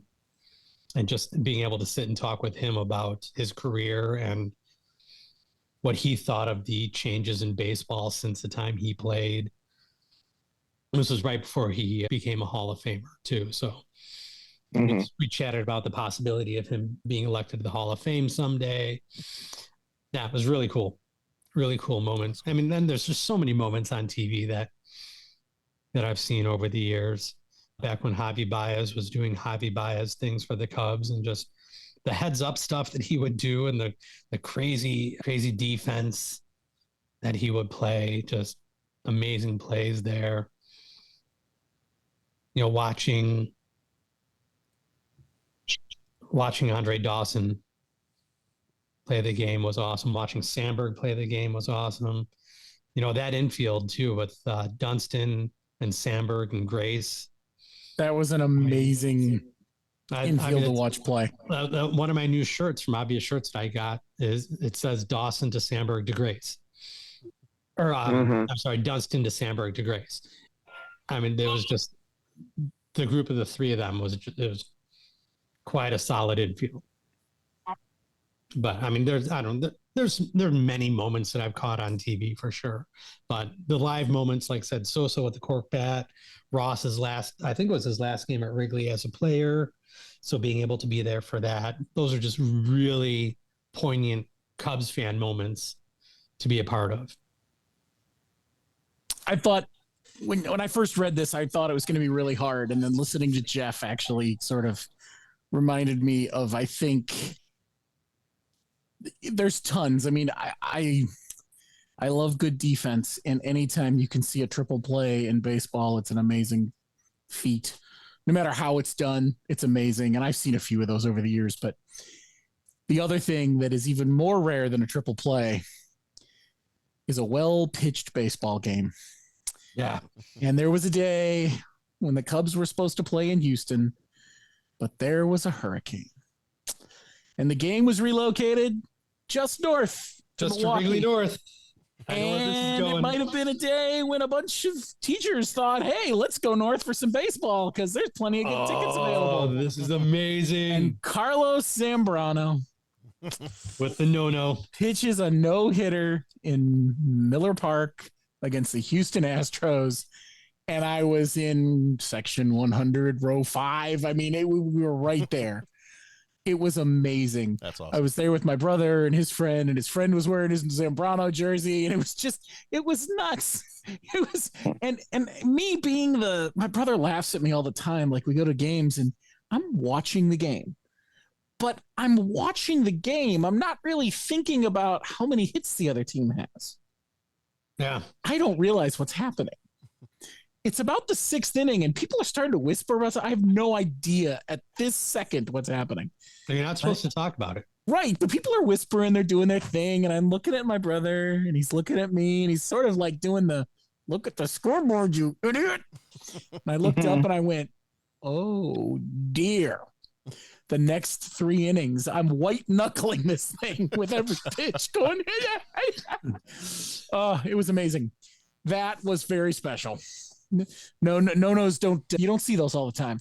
I've been on the wrong side of a no-no at Wrigley. I have. I think I actually have too. My bachelor party was part of my bachelor party was going to a game out in the bleachers. Nice. And the Cubs got no hit. Nice. Yeah, it wasn't good. Good. So it's funny. I think it was Cole Hamels pitching for Philly. He pretty good, that guy. Yeah, and then the Cubs picked him up a season or 2 later. Right. Speaking of bachelor parties and the Cubs, it wasn't technically my bachelor party, but the week leading up to the wedding, my brother got first row behind the net, behind home plate seats. This is the season right before. So we know Ricketts is buying the team. I'm not sure if he's the owner yet or not, but Tom Ricketts is sitting like, if we're at one end of the net, he's at the other end of the net. We can see him. Mm-hmm. My brother has this sign that says, my brother's last Cubs game is a free man or some nonsense like that, whatever. He's holding it up at every commercial break. And at one point you see Ricketts look over, point at the sign, and just busts up laughing. He's like,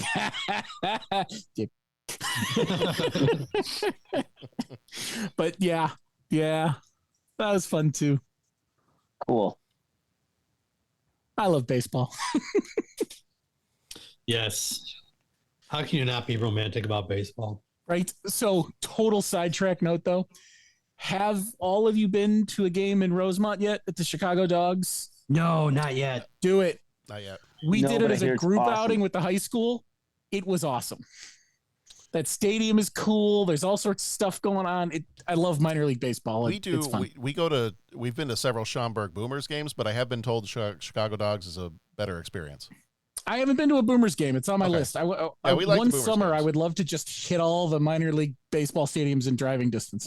And Pat, you would love the Schaumburg Boomers because they used to be called the Schaumburg Flyers because there is a little airport nearby, and you will constantly see planes fly by overhead.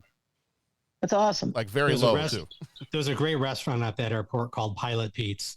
Ooh. And they have a bunch of tables by the windows so you can watch planes. We've taken the boys there. Noted. Oh, nice. Yeah. That sounds So awesome. Is that going to be one of the Monday lunch outings then? It could be. If you want to hit up the Pilot Pete's, we can go to Pilot Pete's. They've got incredible chicken fingers. Interesting. Do that. I'll wear my Rocketeer costume. The Rock who? Exactly.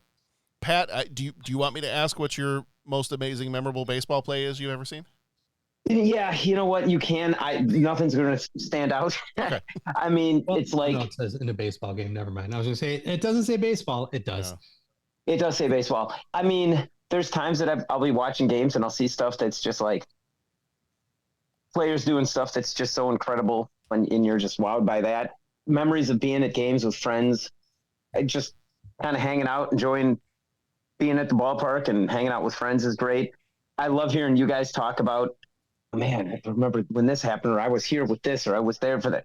And that's pretty cool. You know, the excitement of when your team wins the World Series, I know is pretty awesome. It was, and I know Dennis is not here, but I know back in, when did the White Sox win it? Was it 05? 08? 05? It was 05. Yeah, 05 sounds right. I mean, I remember when that was going on, Cubs winning it. I mean, so I remember the buzz and everybody talking about that. And that's just super cool. But I've got nothing specific, so I will cede my time. You guys can feel free to keep that list going and each add in 3 more memorable moments on me. So October 3rd, 1951. Bobby Thompson shot heard around the world. If you can listen to that broadcast, that is such a great broadcast. There is so much joy and energy and excitement when that happened. Ernie Banks' 500th home run. Hearing Jack Brickhouse get excited and root and cheer for that. It's pretty good. I remember, I think it was in the middle of the day, so I don't think, you know what, we might not have had school yet. I'm trying to remember if we watched the actual game or if I just remember watching it later, if they did like a replay of it later in the day. But I remember watching with my dad. It was August of '89 when Nolan Ryan got his 5,000th strikeout. That's big. I mean, they lost the game, but he got his 5,000th strikeout. So yeah, that's still pretty big. We were happy. God, that guy. I mean, he set records that no one's ever going to come close to. Oh, no. Isn't it nuts? Like, especially the way the game is played now, there's no way. Right. Yeah. No, there's no way that anyone is going to come close to that. Yeah. All right. Question 3, our third and final question. For the third out, what is your favorite movie that features angels? Angels with filthy souls. Okay. Indeed. Excellent answer. If only that was a real movie. Right. It's in the same universe as The Band Director. Yeah. Okay. Yeah. It's a real full-length movie in our hearts. Favorite movie that features angels? I suppose I'd have to say It's a Wonderful Life. Yeah, that's kind of what I was thinking. because a lot of the other ones are kind of cheesy and weird. I can't think of that many. No, we just watched Heart and Souls. Do you consider those angels? Not really, right? Not really. They're kind of more like ghosts. Yeah. So I did have It's a Wonderful Life at the top of my list. I do like the movie City of Angels with Nicolas Cage. Dogma? Dogma was on my list. It was tied for number 2 on my list. Going slightly in the other direction, I have The Prophecy with Christopher Walken. Okay. Technically an angel. What about Defending Your Life? We watched that a couple years ago. Would we consider that? Maybe. That's a tough one, yeah. Michael with John Travolta. Yeah. Yeah, Michael. Yeah. That was a fun one. Mm. Yeah, I just Googled movies with angels, and a lot of these I've never seen before or heard of. Angels and Demons? I haven't seen that one. That's the Tom No Hanks actual one, angels, though, right? No. Yeah. Yeah, Angels and Demons. Isn't that the sequel to the Da Vinci Code? Yeah. Or am I all messed up? Mm-hmm. No, that's what it is. Mm-hmm. If you find anything on IMDb that's the Victoria's Secret Angels, I'm not sure that counts for what we're looking for. Oh, that's too bad because, well.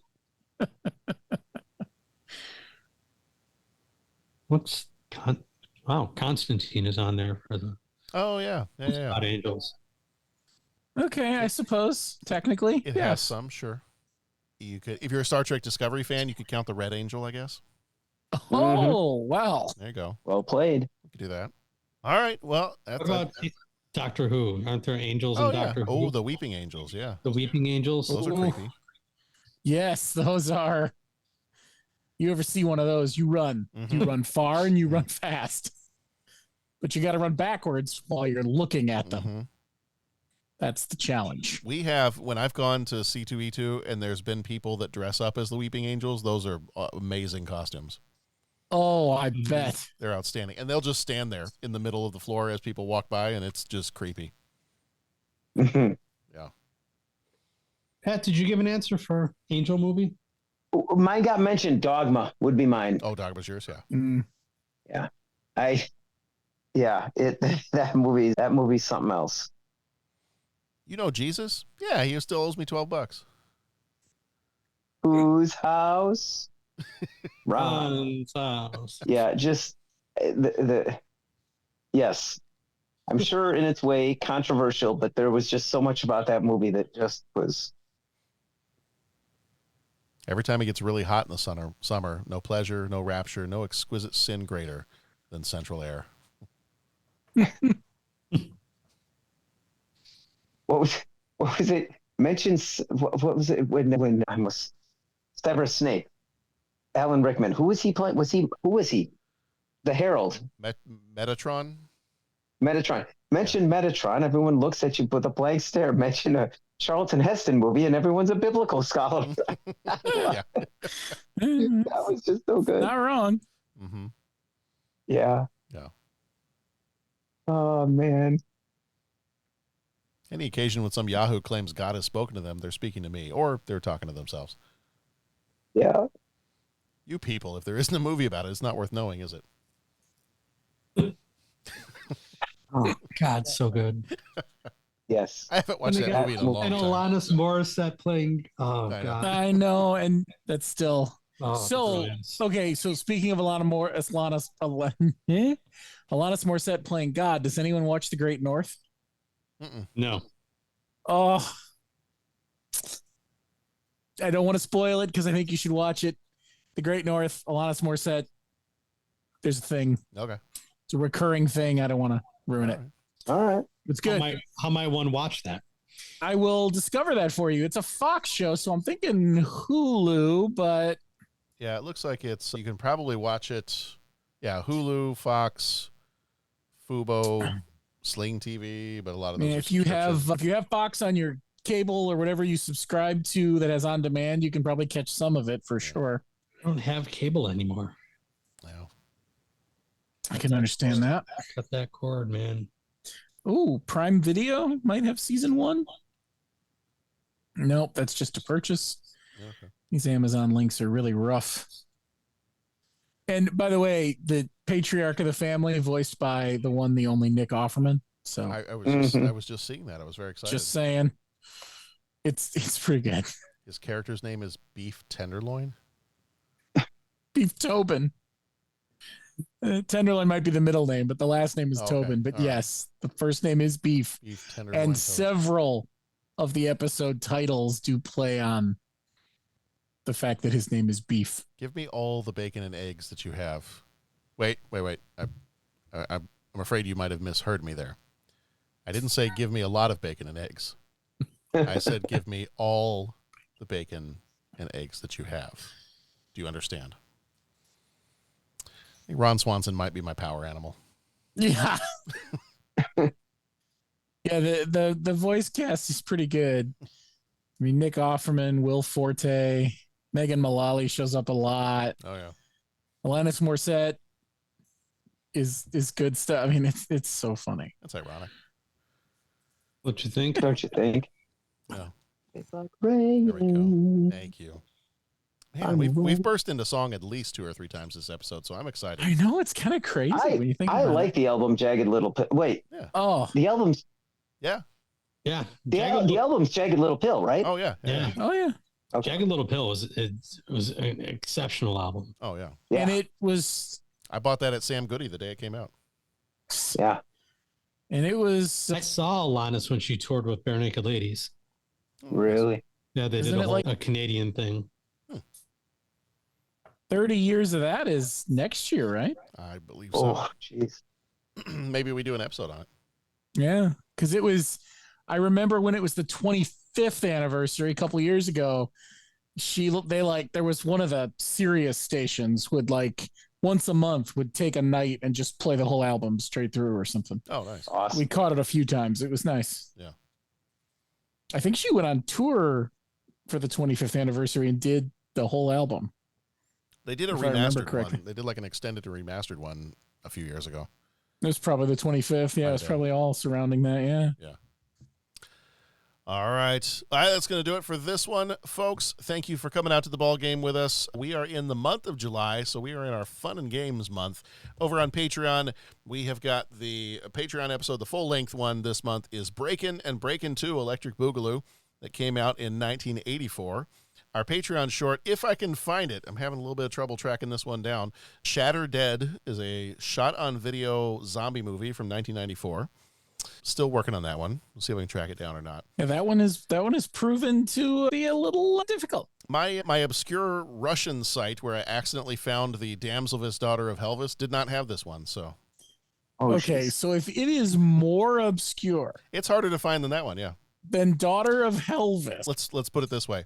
I think I can order it somewhere for $7 and $4 shipping, but I don't know that I really want to pay a whole lot for. So I'm not sure what to say about $7 and $4 shipping. John, that's why we got a Patreon. I know, but they can pay for it. I know, but I don't want to misuse funds. I don't know. I feel like that might be a misuse of funds.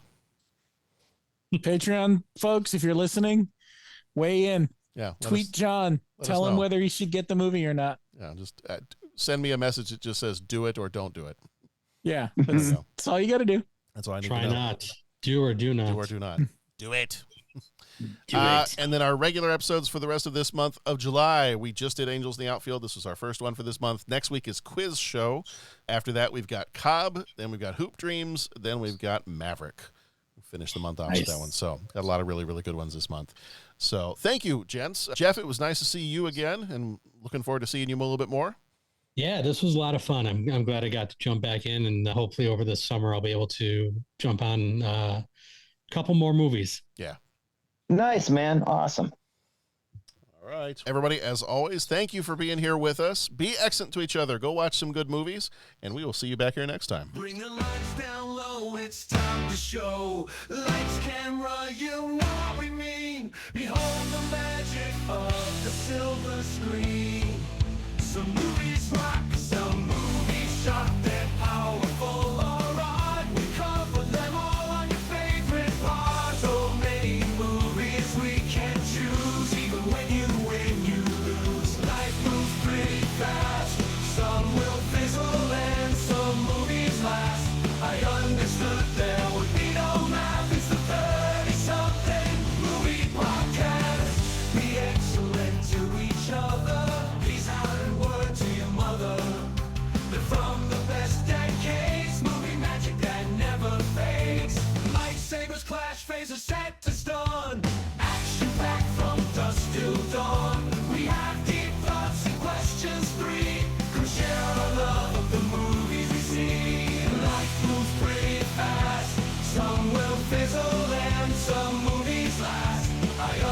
the day.